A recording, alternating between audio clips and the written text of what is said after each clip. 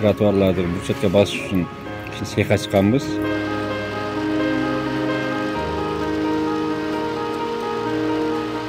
Bir günde 70-80, keyfi günde 100'e yakın metre kvadrat brusчатка çıkarabız.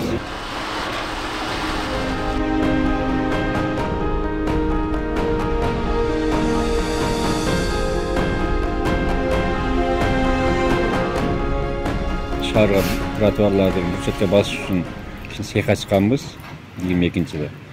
Былтыркы жылы bir оборудованияларын тендерге берип, стройкасын куруп, уже күзгө чейин сонун замечать этип, кийин жасап, где-то 3000 метр квадратка жакын брусчатка чыгардык.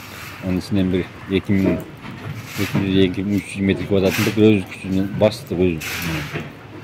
Бул эркиндик көчө 4-чү мектептин жанына, 2-чи мектептин жанында автовокзал 2 тротуар бастык.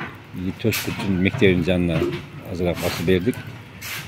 Быйылкы жылы дагы бизге только ушу брусчатка чыгаруучу материалга гана акча бөлдүрүп берет. Аны биз тендерге берип сырьёсуну алдык. Бүгүнкү күндө где-то bir айга жакындап калды баштаганыбызга. Брусчатка чыгарып баштадык. Bir günde 70-80, keyfi günde 100'e yakın metre kvadrat brusчатка çıkarabız.